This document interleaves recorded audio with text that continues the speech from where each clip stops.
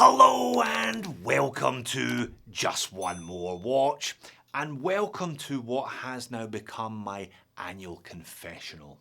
The video each year where I work out how many watches I bought over the preceding 12 months. Now, I've been making this one for a couple of years now, and for the first few years I did average exactly one watch per week, which is of course completely outrageous.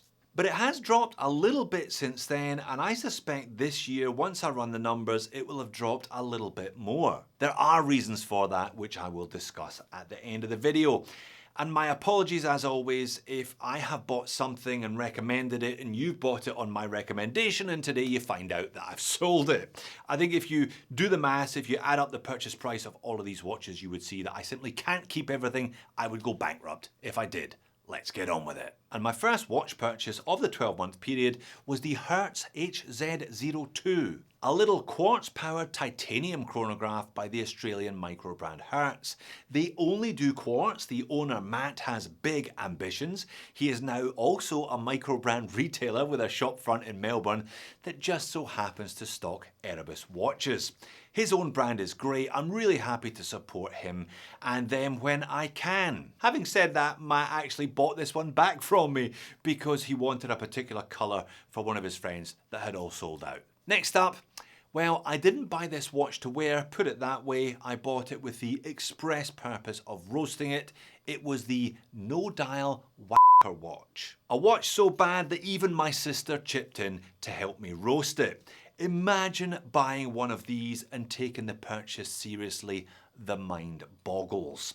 Turns out it was even worse than it should have been. It was pretty much a scam. I knowingly scammed myself, therefore, for the entertainment value. Where is it now? I put it in the bin. Best place for it. The third watch I bought over the last 12 months was my Grail watch for 2025, a watch picked up more or less as a birthday present to myself. It was, of course, a Tudor Ranger that I bought lightly used from none other than my friend and business partner at EREBUS, Mr. P. Now, the Ranger didn't get a lot of love when it was released, but I reckon it is low-key spectacular, if that makes any sense at all. It's such a good all-rounder. I love the fact that it's all brushed. I love the fact that it's so simple and so under the radar therefore. And I love the fact that I've had it for close to 12 months and managed not to sell it. Next up, it's one of a number of Ashford purchases this year. Some ridiculously good deals on grey market big brand watches, starting with a Swiss-made Hamilton Jazzmaster with a 2892 movement in it for $300 US. If you're still trying to process that last sentence, you're forgiven. There's a lot to take in there, and even when you say it out loud a couple of times, it still struggles to make sense. Beautiful watch, beautiful movement, incredible price. Having said all that, I did flip it in short order because I wanted to buy my next watch, which was the world's cheapest G-Shock. Or at least that was my surmising anyway. A base model square G here in Australia sells for well over $100. Really, you're looking at about 130 or 140. So when I found an actual G-Shock, a DW9052 for $66, I grabbed it. I peeled it, I revealed it, but I did then flip it. It's certainly not the last G-Shock purchase of the year. Believe that. Indeed, my next purchase came shortly after that one. I actually borrowed a DW5000R from Casio Australia for review. At that time, the first tranche had sold out and they were being flipped for double retail on eBay. Well, Jody don't play that game and neither should you, especially when the 5000 was not actually limited. It was just a question of waiting for stock to normalise. Indeed, I ended up buying one lightly used a couple of months later for well under retail. I have still got it, it's going nowhere, it lives in my top box, it's my pretty beater as opposed to my actual beater. Next purchase was undoubtedly my best purchase of the year and one of the best watches I have ever had the privilege of calling my own. You know I love the Citizen Chronomaster. I bought my white one in 2022 and wore it a lot for a couple of years. And in 2025 I sold it and effectively traded up to a black one. Now, have a look here at the two side by side. You can see that the black dial watch has the Chronomaster chicken on the dial, and the white dial watch has the word Chronomaster printed on the dial instead. The pre-chicken dial white was an older model. The newer chicken dial watch gets a much nicer handset, it gets better lume, and it gets a smaller crown, taking what was an easy 8.5 out of 10 to a 9.5 out of 10, in my humble opinion, of course, anyway. I said elsewhere that I now feel like the greyhound that has caught the toy rabbit. I've kind of lost motivation to spend big money on watches since this Chronomaster arrived because it's just so bloody good. But where is it today? Well, it's on my wrist, where it is most days. But that's not to say I don't wear other watches, because I do, including a lot of the stuff that I pick up on AliExpress, the dollar dazzlers that I have been sniffing around for years. The first 3 AliExpress purchases this year were a lovely green dial dressy number by Cadison, a big and chunky carbon fibre triple sensor watch by North Edge, and a lovely little mil-spec piece by Watch Dives. Status on those ones? I think all 3 are lurking around here somewhere. But I did sell the Bernie Pilot that I bought in the same haul. It was late to arrive, so it didn't quite make it into that triple unboxing video, but it did get a dedicated stand-alone review because it was so bloody cheap. A fabulously legible titanium pilot's watch with sapphire crystal and a Japanese movement for under $100.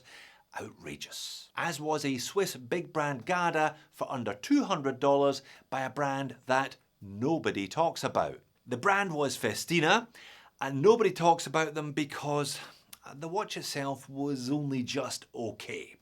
Look, I think if you are educated now about watches, then you know where the value lies. It lies in grey market watches from the likes of JOMASHOP and Ashford. It lies in the AliExpress stuff. It lies in entry-level watches by Citizen, Seiko and Casio, and it lies in the best of the affordable micro brands.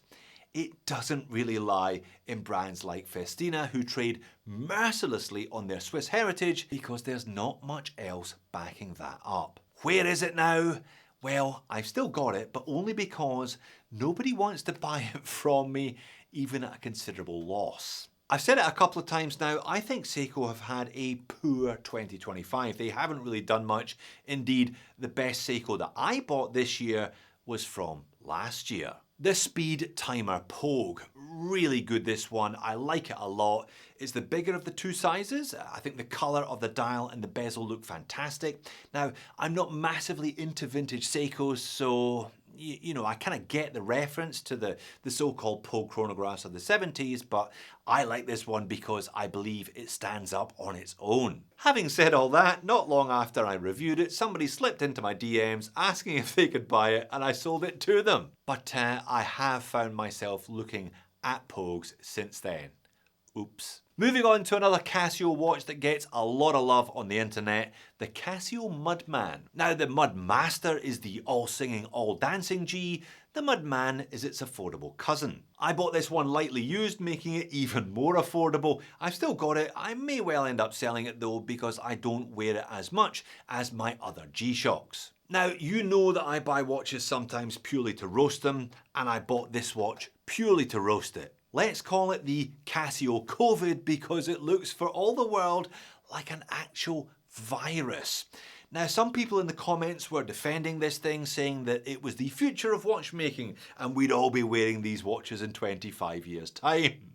If that's the case, then I won't be too upset if I die before then. It's an utter minger, which you'll be seeing again in my top 5, bottom 5 video of 2025 next week. From the ridiculous then to the sublime. From one of the worst big brand Japanese affordable watches of 2025 to one of the best. The Citizen JV1007. My video title was Nobody Does It Better, not because I'm a James Bond fan, but because I believe that to be true. I believe that Citizen are the best in the world at making this type of watch. Ana-Digi, rock solid, full of features, full of tech, but actually still quite usable. But where is it now? Well, it is in my watch box just over there, and you'll be seeing it again next week in the same top 5, bottom 5 video. One of my more controversial purchases of the last 12 months was a bright yellow watch made of recycled ocean plastic. The Maurice Lacroix Icon Tide, a watch I described as the Farrah Fawcett of plastic watches because it happened to have the misfortune to be released the same week as the Moon Swatch. Do you know what? I like this watch. It's actually very good. You can still pick these up for $150 through those aforementioned grey market retailers, and as long as you know what you're buying, I think you'll be very happy with your purchase. Where is mine now? Well, I took it on holiday with me last week, and I'm actually considering buying a second one. It's another 4-for-1 AliExpress haul video, arguably my most unusual haul ever. Well, there was nothing particularly unusual about the Pagani. It offered typically solid value for money and specifications, and I've still got it. As did the Proxima, which was surprisingly a monoblock case. I was not necessarily expecting that when I ordered it. I've still got that one too. The North Edge was ridiculous value for money as usual and is now in the possession of the owner of my local gym here in Sydney. I gifted it to him as an upgrade on his Big W digital beater watch. But my best pickup has undoubtedly been the flip clock. It's very cool and it is a very welcome and very permanent feature on my work desk. Moving on to a Seiko that I bought to give a bollocking. It was their latest SKX series that isn't an SKX, it's a 7002, but nobody cares about the 7002. In fact, nobody cares about any of these watches anymore because they are meaningless. Seiko should stop making them. Please stop, Seiko. There we go, I saved you the trouble of watching that video if you missed it. I flipped the watch for a loss the week after I bought it. Now there's always a pattern to these videos. The stuff that I tend to buy tends to be the big brands, so Casio, Seiko, Citizen, Hamilton, etc.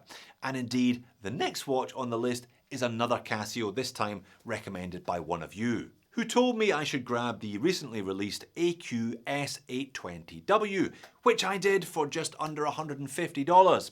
This was a 2025 release that looked a lot like a Casio and had similar features to a Casio, but my conclusion was that it wasn't a Casio and you're probably better just buying a Casio. Moving on to a rebuy. I reviewed a ton of Phoibos watches in the early days of the channel. One of my favourites was the Phoibos GMT. Now I had one in blue, but I don't really wear a lot of blue, so I got rid of that one and I picked up this white one this year instead. Now this is a Mark II, and as such it misses out on the Roman numerals on the dial that the Mark I had, which was a bit of a shame because I always thought they added to the watch's identity. But on balance, I much prefer this one. It's in my micro box and it's going nowhere. Yet another watch purchased specifically to roast was the Autodromo Group C, a digital watch whose most remarkable feature was its price tag of 685 Aussie dollars. Bloody hell. I didn't pay that, I paid $220 for it, and even then there was very little value in it at that price. I roasted it and I sold it on to a collector of digital watches for exactly the price that I paid. Another big brand pickup then was the Tissot Ballade, a watch that had more than a whiff of Rolex Datejust about it, but cost less than $300 US. I've got to be honest though, it's not the best Tissot that I've seen at that price. If you're looking for a Tissot and have $300 to spend, you should buy the PRX instead. It is much better than the Ballade. Where is the Tissot? Well, it's also still here because just like the Festina, nobody wants to buy it from me. Another digital microbrand pickup was the RZE UDT 8000. So much better than the Autodromo, which really wouldn't have been that hard because the bar was set pretty low by that one.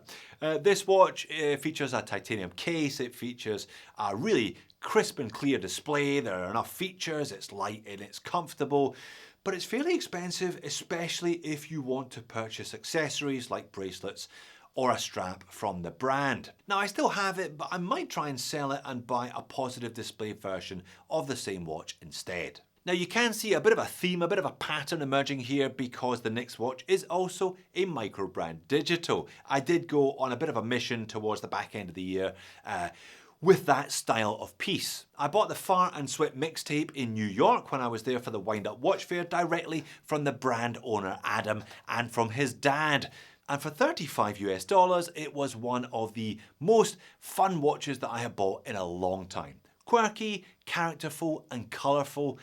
Adam has managed to do something that no other micro brand has done. He has out-Casio'd Casio. I actually bought a second Farr Swit. I bought one of their kill counts as well, but it's still in the cellophane wrapper, waiting for me to do something with it. I was going to open it on Halloween, but I rather missed that. Maybe I'll keep it for next year. My only other watch purchase at Wind Up New York was a Formex Essence 41 in stainless steel with a beautiful brown degradé dial. I'm a big fan of this watch. I've had a bunch of them over the years. 41mm is my personal sweet spot, so I was delighted to see the brand finally offering this one in stainless steel in that size. I had to have it. Isn't it gorgeous? And now we're into recent history, watches that have appeared on the channel over the last couple of weeks or so, including the most recent AliExpress haul triple unboxing. I bought the Casio Type B Flieger, the Cadison inner rotating bezel compressor that didn't have an inner rotating bezel and therefore wasn't a compressor, and I bought the Farr Swit, by far the most interesting of the three. In fact, it's one of the most interesting watches I bought on AliExpress for a long time and a brand to keep an eye on for sure. Where are they now? Give me a chance to flip them. I only unboxed them last week, for goodness sakes. And my last purchase of the last 12 months was also one of my most highly anticipated personally. The Casio G-Shock with the MIP display. My favourite Casio case size and shape with one of my favourite digital technologies contained within it. A heady combination and a fine way to round out 12 months of frenzied watch purchasing. But can 34 watches really be considered a frenzy, Jody? What's your problem this year? Well, I have definitely had a selling year in 2025 rather than a buying year.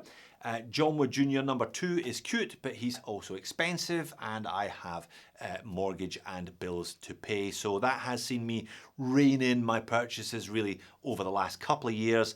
Plus, the big budget brands like Seiko and to an extent Citizen have had really quiet years. They just haven't produced the big killer watches in 2025 that I would ordinarily have bought. And in the second half of the year, perhaps you noticed, perhaps you didn't notice, I've actually cut down on the number of videos I make from 3 a week to 2 a week, which has in turn cut down on the number of watches that I have been buying.